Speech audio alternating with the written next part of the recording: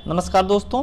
ICR technician का exam हो गया है। तो एग्ज़ाम 3 शिफ्ट में पर डे हो रहा था। 28 तारीख को एग्ज़ाम हुआ और 2 तारीख को हुआ, 4 तारीख को हुआ और 5 तारीख को एग्ज़ाम हुआ। ठीक है, तो जो एग्ज़ाम हुआ उसका हम एक पर डे एनालिसिस करवा रहे थे। तो हम देखें कि काफ़ी क्वेश्चन, टफ क्वेश्चन आ रहे थे। तो पहली बात हम ये जो वीडियो पर्पज़ बनाने का ये है कि आप लोगों को एक एक्सपेक्टेड कट ऑफ बता दें कि कितना कट ऑफ होने वाली है। ठीक है, आईसीआर टेक्नीशियन एग्ज़ाम की। तो ऐसे तो आपको बता नहीं रहे हैं कोई भी ऐसे अंदाज़ा लगा के कोई, या पिछली कट ऑफ देख के भी नहीं बता सकते, क्योंकि इस बार ज़्यादा बहुत ढेर सारे कैंडिडेट बैठे थे एग्ज़ाम में। तो इसको हम सर्वे करवाए थे अपने आनंद क्लासेस सर्वे क्या कहते हैं चैनल पे। तो सर्वे करवाए थे, इसमें 10,000 स्टूडेंट ने पार्टिसिपेट किया था।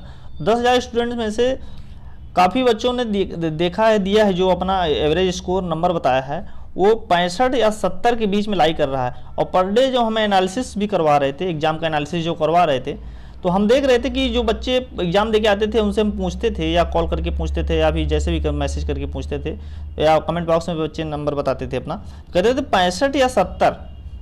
जो एवरेज बच्चे थे वो 65 या 70 करके आ रहे थे। 55 से लेके 65 के बीच में बच्चे एवरेज कर रहे थे। लेकिन जो अच्छे कैंडिडेट थे, जो अच्छे कर रहे थे, वो 70 के एयर फेयर में कर रहे थे। 70 या 75 के लगभग कैंडिडेट जो टॉपर थे या जो अच्छे कैंडिडेट थे वो 70 से 75 के बीच में अप्लाई किए थे।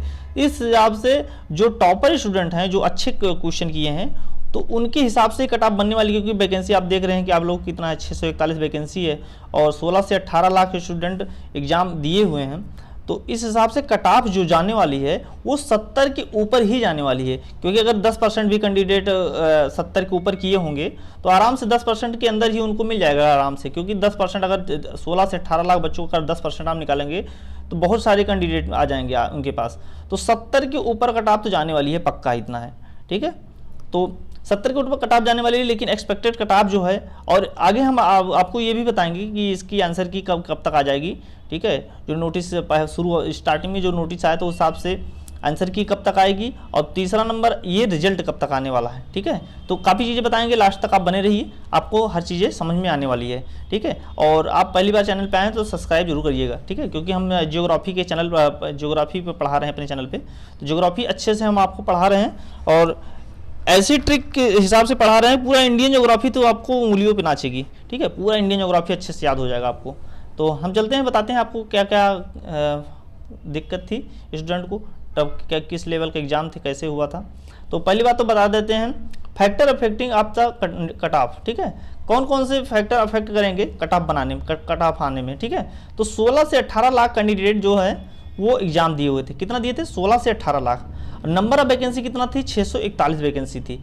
अगर इसका 2% 3% भी क्या कहते हैं बच्चे कैंडिडेट को क्वालिफाइड किया जाए तो बहुत काफ़ी स्टूडेंट आ जाएंगे आराम से। तो इनको, ठीक है, मैक्सिमम बच्चे आ जाएंगे, बहुत ढेर सारे बच्चे आ जाएंगे। तो इस वजह से क्या होगा कि डिफ़िकल्टी लेवल बहुत ज़्यादा है।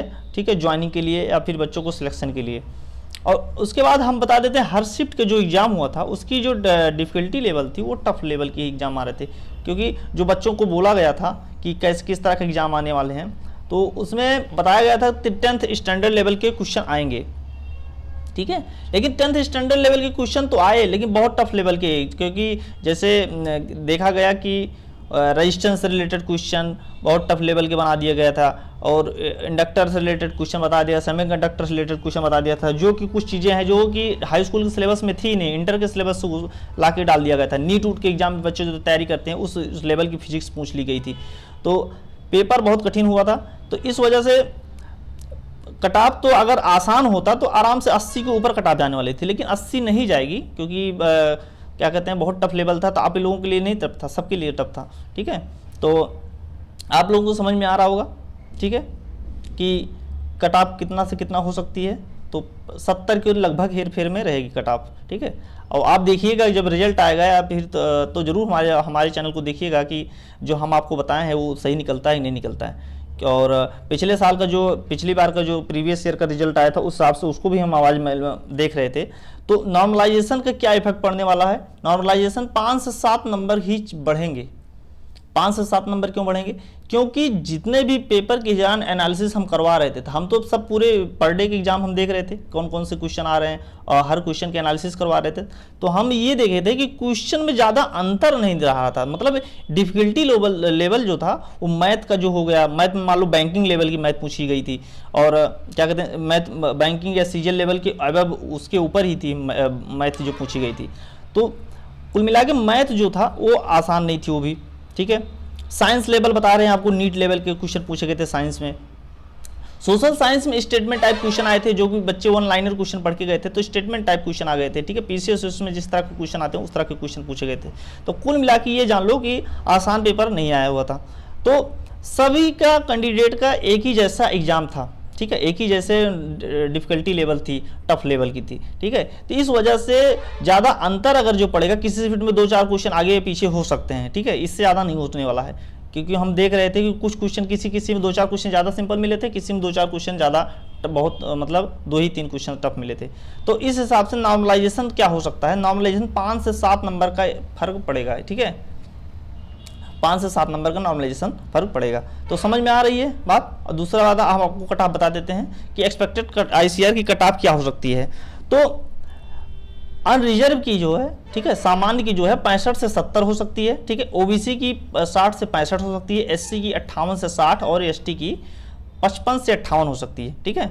अब हम क्यों बता रहे हैं, इसका हम सर्वे भी दिखाते हैं, ठीक है, जो चैनल पे सर्वे हुआ था उसका हम सर्वे आपको दिखाते हैं, ठीक है, जो इस बार बच्चे बताए हैं, ठीक है, 10,000 बच्चों पे जो वो हुआ था, क्या कहते हैं, सर्वे करवाए थे, तो उसके हिसाब से हम आपको दिखाते हैं अभी सर्वे। तो ठीक है, अनरिजर्व कितना है, 65 से 70 कट ऑफ होगी।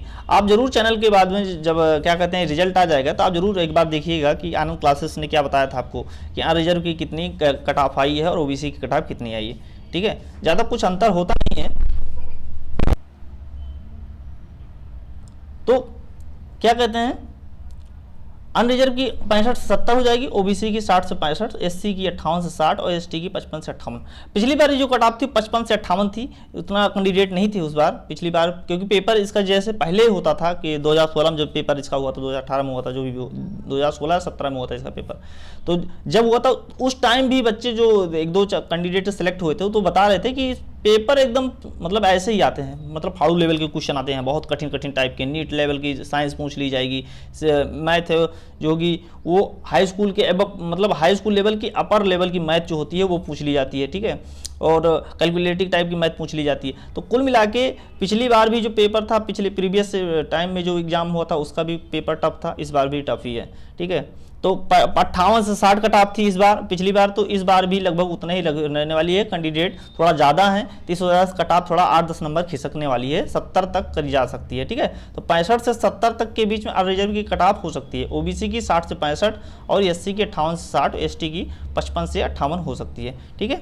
दूसरा नंबर हम बता देते हैं, देखो ये मैंने पूछा था क्वेश्चन, बच्चों से पूछा था आईसीआर टेक्नीशियन में कितना प्रश्न आपने अटेम्प्ट किया है, तो बिलो 40%, ठीक है, तो मतलब 40 से नीचे जो है 10% कैंडिडेट थे, ठीक है, मिले थे हमें, ठीक है, बताए हैं।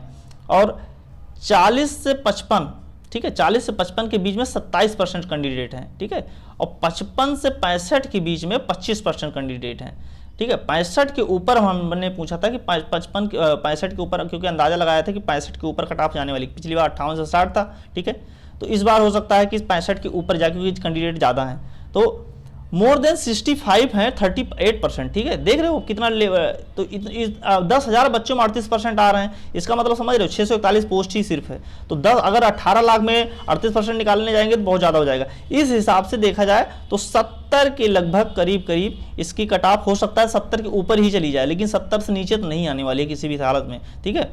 तो इतना कट ऑफ जाने वाली है, ठीक है, तो आपको काफ़ी चीज़ें पता चल गई हैं, ठीक है, कट ऑफ कितना हो सकती है। दूसरा नंबर आपको बता देते हैं कि आंसर की कब तक आने वाली है। तो पहली बार जब नोटिस आया था, आपको याद होगा कि 10 जनवरी को लास्ट डेट थी एग्जाम को फॉर्म भरने की, फिर 10 दिन के लिए 20 जनवरी तो बढ़ा दिया गया था, लेकिन उसमें लिखा था कि 25 से 5 फरवरी के बीच में एग्जाम होगा, और 5 से 10 दिन के बाद क्या होगा, 5 से 10 दिन के बाद आपको आंसर की प्रोवाइड करा दी जाएगी, ठीक है। तो आंसर की जो प्रोवाइड कराई जाएगी, कितना दिन बताया गया था, 8 से 10 दिन के अंदर आपको आंसर की मिल जाएगी। तो लगभग अभी आज कितना तारीख है, 8 तारीख है, ठीक है। तो लगभग 4 से 5 दिन के अंदर आपको आंसर की मिल जाएगी, ठीक है। और आंसर की मिलने से 8 से 10 दिन के अंदर आपको रिजल्ट मिल जाएगा, ठीक है, क्योंकि इसका बहुत फास्ट प्रोसेस है, ठीक है। आप देख लोगे कि कितना जल्दी एग्जाम आया, फिर कितना जल्दी हो गया। अगर कोविड पैंडेमिक ना होता तो अभी तक कब का एग्जाम होकर रिजल्ट भी आ गया होता इसका। इतना फास्ट फॉरवर्ड है, ठीक है, क्योंकि इसकी ज्वाइनिंग चाहिए, जल्द से जल्द चाहिए इसकी ज्वाइनिंग। इसी वजह से इसका प्रोसेस बहुत फास्ट हो रहा है। तो आप जानिए कि बस 8 से 10 दिन के अंदर इसका आंसर की, और 8 से 10 दिन के अंदर इसको, उसके बाद आंसर की से 10 दिन के अंदर आपका रिजल्ट आ जाने वाला, ठीक है। तो इस मंथ के लगभग 20 तारीख तक, ठीक है, 20 मार्च या 25 मार्च तक आपको रिजल्ट मिल जाएगा, ठीक है। 20 से 25 मार्च के बीच में आपको रिजल्ट मिल जाएगा इसका आंसर, उसके बाद ICAR टेक्नीशियन का, ठीक है। तो इतना चीज़ें आपको मिल गई। और आप चैनल पे आए पहली बार आए तो सब्सक्राइब जरूर कर देना, ठीक है। और क्या कहते हैं, हम आपको अगर आपको ज्योग्राफी पढ़ना है, ठीक है, ज्योग्राफी में बहुत अच्छे से पढ़ा रहे हैं आपको, ठीक है, ट्रिक वाइज पढ़ा रहे हैं, ग्राफ से पढ़ा रहे हैं, ट्रिक बना के पढ़ा रहे हैं, और मैप से पढ़ा रहे हैं, ठीक है। तो मैप बहुत अच्छे तरीके से पढ़ा रहे हैं। आपको एक बार पढ़ लेंगे तो दोबारा आपको ज्योग्राफी पढ़ने की जरूरत नहीं पड़ेगी, इतना अच्छा हम मतलब क्लासेस ले रहे हैं, ठीक है। मैप के जरिए आपको याद करा देंगे पूरा इंडियन ज्योग्राफी, तभी क्लास स्टार्ट किए हैं, फिर वर्ल्ड ज्योग्राफी आएगी आगे। तो इतना सब ढेर सारी चीज़ें हम उसको पढ़ा रहे हैं, तो देखिएगा, ठीक है। और ये आपकी कट ऑफ रही, ठीक है। तो धन्यवाद।